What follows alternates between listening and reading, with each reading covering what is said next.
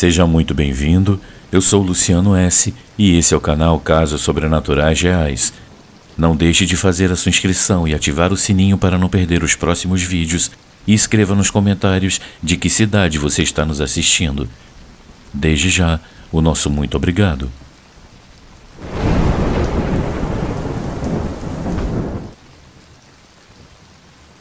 A terceira casa.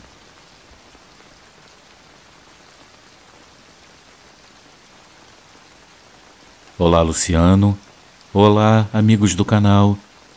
Antes de compartilhar a minha história, eu gostaria de expressar a minha grande admiração pelo seu canal e pelas histórias que você nos traz. Essa história aconteceu há alguns anos. Atualmente eu tenho 25 anos e moro com meus pais em um terreno que possui 3 casas conectadas por um pátio comum. Na primeira dessas casas mora a minha família.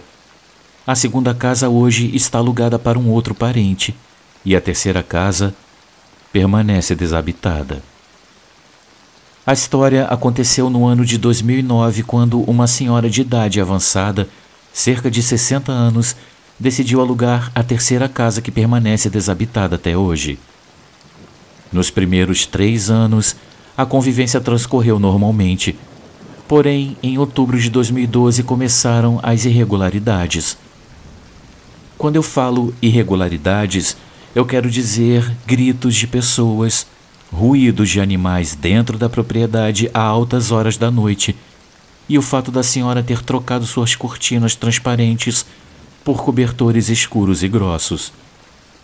Apesar dessas situações estranhas, nós decidimos ignorar tudo até que, em várias ocasiões, alguém batia à porta da nossa casa sem que houvesse ninguém do lado de fora. Também começamos a ouvir passos dentro de nossa casa, gemidos, gritos, vozes sussurrantes e silhuetas de pessoas rondando o quintal durante a madrugada. Diante desses eventos, meu pai decidiu instalar uma cerca e câmeras dentro da nossa casa, pois suspeitávamos que alguém estivesse invadindo a nossa propriedade. No entanto, era difícil acreditar nisso, já que nunca roubaram nem mesmo as bicicletas que tínhamos encostadas no muro do nosso quintal. Com o passar do tempo, a senhora que alugou a casa adotou comportamentos cada vez mais estranhos. Ela evitava contato com todos que moravam no terreno, e quando nos aproximávamos, ela falava palavras em outro idioma ou dialeto que não conseguíamos entender, ou ela simplesmente agia de maneira rude. Passaram-se 4 anos e a situação se tornou insuportável, apesar de ser mais desconfortável do que assustadora. Devido à idade da senhora, não podíamos ser rude com ela por educação e também por piedade. Luciano, nenhum parente ou amigo visitava a senhora. Então pensávamos que ela era uma senhora solitária e sem família. No entanto, havia um senhor que a visitava com frequência. Ele era alto, moreno, tinha cabelos completamente brancos e sempre usava as mesmas roupas. Ele tinha a mesma idade que ela. A identidade desse senhor e a razão daquelas visitas sempre nos intrigou. A convivência tornou-se cada vez mais difícil e o ambiente cada dia mais pesado. As plantas e flores do quintal murchavam rapidamente e frequentemente encontrávamos pássaros com o pescoço quebrado à entrada da casa da senhora. A casa do meio, onde hoje mora um parente, na época estava desocupada, mas ninguém ousava alugá-la. E os inquilinos que tentaram saíam após apenas alguns meses, alegando que não suportavam os ruídos de passos e as aparições de um homem alto, de chapéu e bigode, que os observava dos cantos da casa. Finalmente meu pai decidiu conversar com a senhora e sugeriu que ela cancelasse o seu contrato, alegando que ela não estava mais pagando o aluguel. Após alguns meses, finalmente a senhora se foi, mas antes de partir, ela nos disse com evidente irritação: "Eu estou indo embora, mas eles permanecerão." Nós não entendemos a quem ela se referia com eles. Quando entramos na casa que antes era habitada por essa senhora para limpá-la e fazer algumas reformas, nós encontramos cadáveres de animais em avançado estado de decomposição, e as paredes tinham sido manchadas de vermelho, formando símbolos que pareciam fazer referência a alguma coisa maligna. Tentamos ignorar essas circunstâncias e alugamos a casa novamente, na esperança de encontrar novos inquilinos. No entanto, os ruídos e aparições sobrenaturais continuaram e ninguém ousou permanecer na casa desabitada. E é por isso que eu estou compartilhando essa história. Recentemente, um inquilino que havia deixado o imóvel me autorizou a contar as suas experiências. Embora tenha vivido na casa por apenas um mês, essas experiências o fizeram mudar de opinião sobre os eventos paranormais. Ele começou a ouvir ruídos inexplicáveis e viu aparições de espíritos dentro da casa. Ele me contou que sempre quando utilizava o espelho do banheiro para se barbear, ele via a imagem de um homem de chapéu atrás dele. Ele também disse que constantemente, mesmo com as janelas fechadas, as cortinas balançavam, e embaixo dela, algumas vezes, ele disse ter visto os pés de uma pessoa. Ele tinha muitas dificuldades para dormir, e das poucas vezes que ele conseguia, ele despertava assustado, sentindo uma mão apertar o seu pescoço. Quando ele cozinhava ou fritava carne vermelha, ele tinha a impressão, antes de comer, que a carne estava infestada de vermes, mesmo ela sendo fresca e comprada no mesmo dia. Segundo o que ele me contou, a gota d'água que o fez sair daquela casa foi ouvir a voz da falecida mãe dele, o chamando pelo nome, e quando ele saiu da cama, ele disse que a viu sentada em uma cadeira de balanço que havia na sala, sorrindo para ele. Esses relatos me fizeram repensar a minha própria crença no sobrenatural, e eu, até hoje, não tive coragem de pôr os meus pés naquela casa novamente.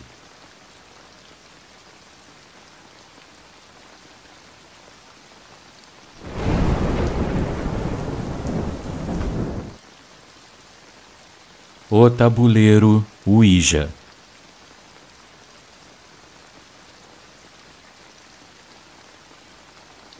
Olá, Luciano. Eu acabei de assistir a um vídeo de uma menina que conta uma experiência que ela e as irmãs tiveram com um desses tabuleiros Ouija, e eu gostaria de compartilhar algo que aconteceu comigo há 3 anos. Mas primeiro, eu preciso te dar um contexto. Eu tenho uma tia que, quando era bem mais jovem, por volta dos 15 ou 16 anos, conseguiu um desses tabuleiros. Ela costumava brincar com ela sozinha ou com uma amiga. Minha tia contava que, graças a esse jogo de má fama, ela conseguia conversar com um menino. Ele lhe contava como tinha morrido e como era o lugar onde ele estava. Um dia, ela estava brincando com uma amiga usando o tabuleiro novamente e entrar em contato com o menino de sempre. No entanto, em pouco tempo, pelas respostas que ele dava através do tabuleiro, elas perceberam que não era mais o mesmo menino.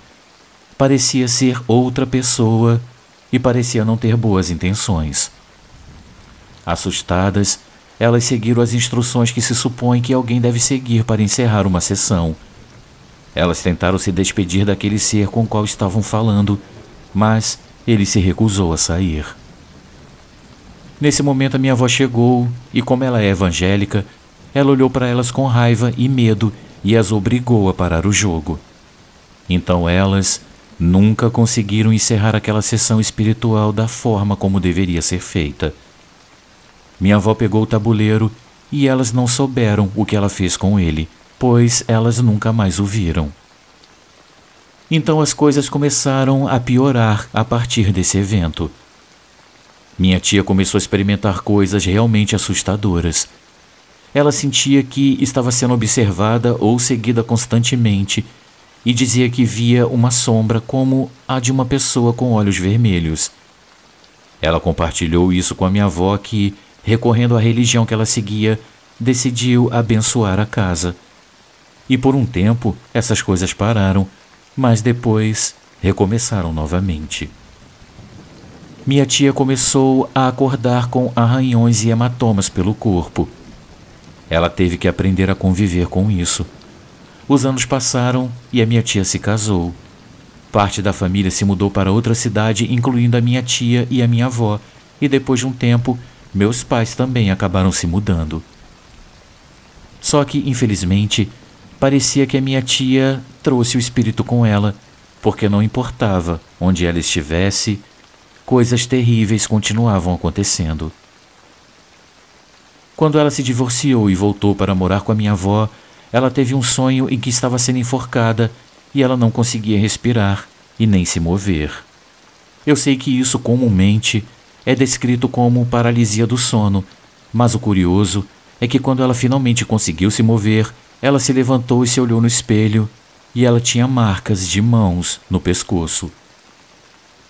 Um dia, há 3 anos, eu saí com alguns amigos e acabei passando a noite na casa da minha avó porque era mais perto do que a minha casa. Minha tia não estava lá naquela noite, então eu achei fácil entrar em seu quarto e dormir em sua cama, ao invés de dormir no sofá da sala. O impactante é que ao me deitar e começar a pegar no sono, eu senti alguém se sentando ao meu lado na cama. Eu não fiquei com medo. Eu pensei que era minha avó, que havia acordado para me ver e me cumprimentar, pois ela sabia que eu dormiria lá. Eu estava coberta com um lençol e, ao abrir os olhos para ver a minha avó, eu vi, de pé, bem na minha frente, uma figura alta totalmente negra como uma sombra, com os olhos vermelhos brilhantes, olhando fixamente para mim. Eu fiquei muito assustada, mas eu não consegui gritar. Eu ainda estava confusa pelo cansaço e pelo sono que eu estava sentindo. Então, eu tapei o meu rosto com um lençol e murmurei que estava com medo. Foi nesse momento que a figura me perguntou: medo? Medo de quê? Imediatamente, eu destapei o rosto novamente, mas não havia ninguém ali. Eu me levantei, acendi todas as luzes e fui para o sofá da sala para tentar dormir. Luciano, eu nunca mais fiquei na casa da minha avó para dormir, e quando eu vou visitá-la, eu evito entrar no quarto da minha tia. Até hoje eu não sei o que aconteceu e ainda não consegui encontrar uma explicação. Possivelmente tenha sido apenas um sonho muito vívido, ou talvez tenha realmente acontecido. Eu não sei. Talvez a história tenha ficado um pouco longa, mas eu queria compartilhá-la em todos os seus detalhes. Eu espero realmente que você leia.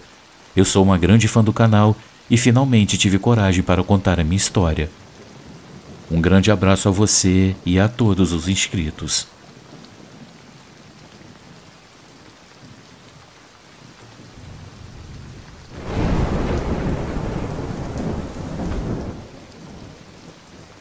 Algo me seguiu uma noite no campo.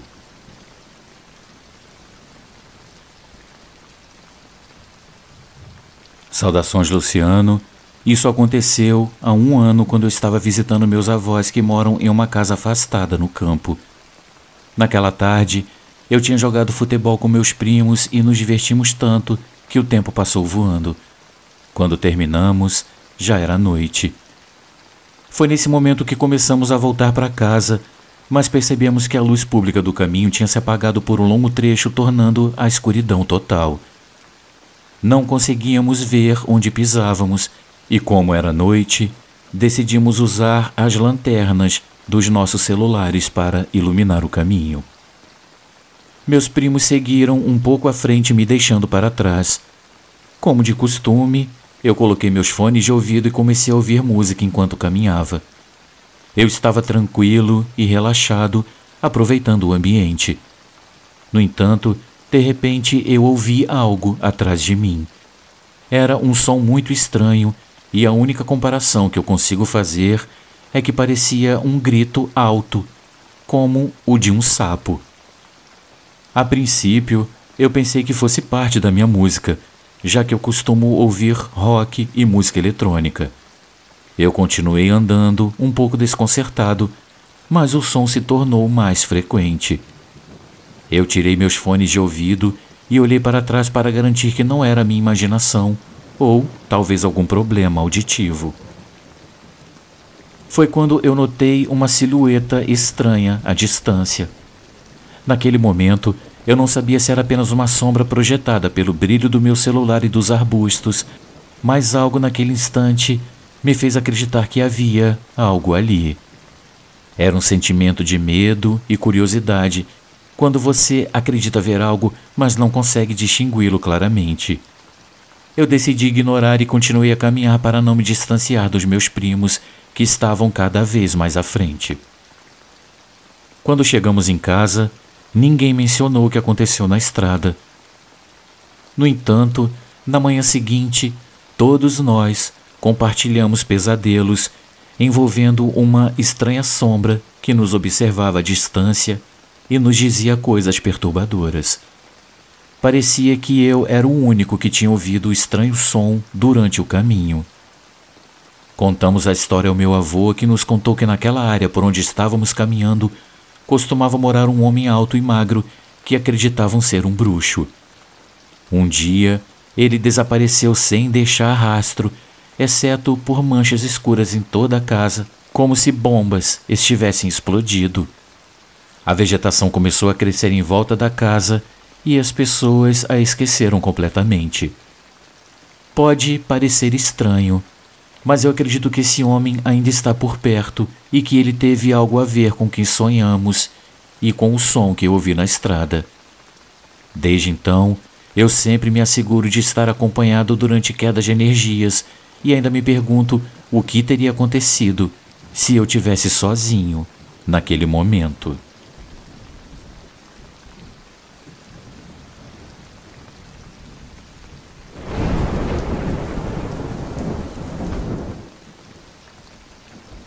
A bruxa e o meu tio.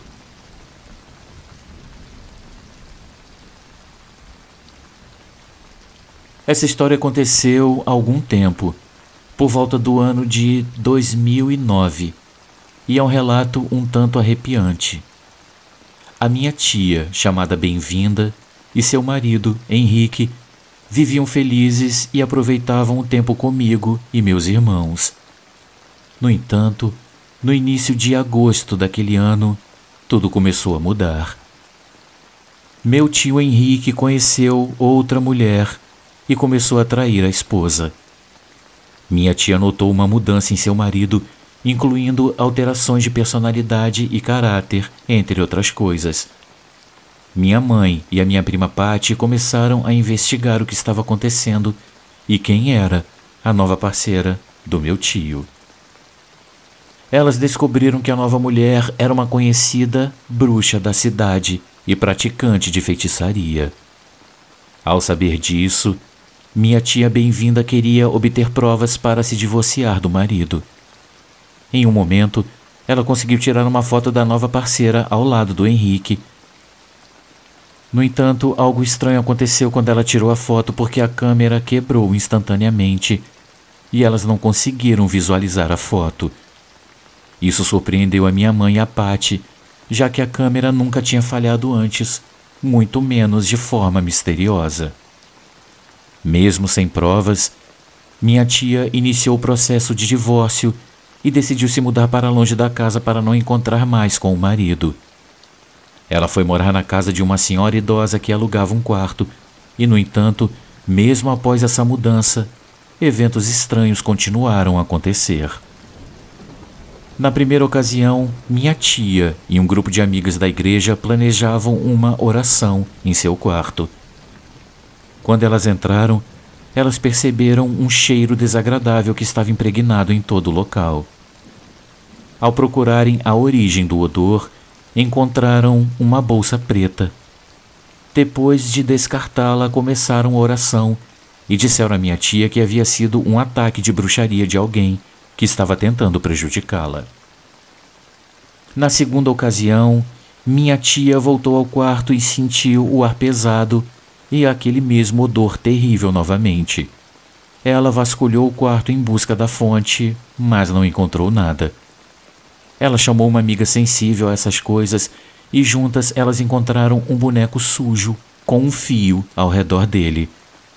O boneco parecia estar costurado e estava escondido em sua cama. Novamente, elas se livraram dele. Minha tia decidiu então abençoar o seu quarto para evitar encontrar mais objetos estranhos.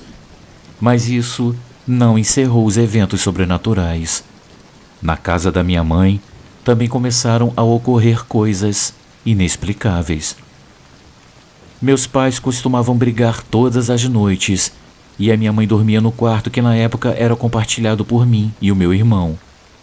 Em várias ocasiões, eu acordava por volta das 2 da manhã com pesadelos ou insônia. Muitas vezes, eu ouvia batidas na porta do nosso quarto. Toda vez que batiam na porta, eram 3 batidas. No início, eu não levei muito a sério e ignorei, pensando que meu pai estava acordado e também batia na porta durante a noite. Mas uma noite, quando eu decidi abrir a porta para ver o que meu pai queria, eu fiquei petrificado de medo. Ao abrir a porta, eu percebi que não havia ninguém do outro lado. A casa estava completamente escura e os quartos do meu irmão e da minha irmã estavam fechados. Eu sabia que não era um sonho, pois eu já havia ouvido as mesmas batidas nas noites anteriores. Alguns dias após esses eventos, começaram a aparecer marcas de garras no chão do quintal da minha casa. Eram sempre 3 garras que penetravam um pouco na terra, como se um animal grande tivesse cravado suas unhas. Minha mãe dizia que essas marcas eram feitas por aves de rapina ou outros animais, mas eu achava muito estranho, já que eu não conhecia nenhum animal que deixasse aquele tipo de marca. A única mascote que tínhamos era uma cachorrinha chihuahua e suas patas eram muito pequenas para criar aquelas marcas. Após 2 meses de eventos inexplicáveis, minha mãe também decidiu abençoar a casa. Após alguns anos, eu perguntei a ela o que havia acontecido com a minha tia e por que ela e o meu tio se separaram. Foi quando a minha mãe me contou toda a história dos acontecimentos sobrenaturais que ela e minha tia vivenciaram. Era uma história de bruxaria e magia negra, e tudo que a minha mãe e minha tia experimentaram aconteceu logo após um incidente com a câmera. Minha mãe me disse que meu tio Henrique não queria se separar da minha tia e que ele parecia estar agindo contra sua vontade. Ela também ouviu as batidas na porta, mas nunca nos disse nada para não nos assustar. Luciano, essa é a história que eu tenho para compartilhar. Essa foi a única vez que a minha família e eu vivenciamos algo assim, e eu espero nunca mais passar por nada parecido.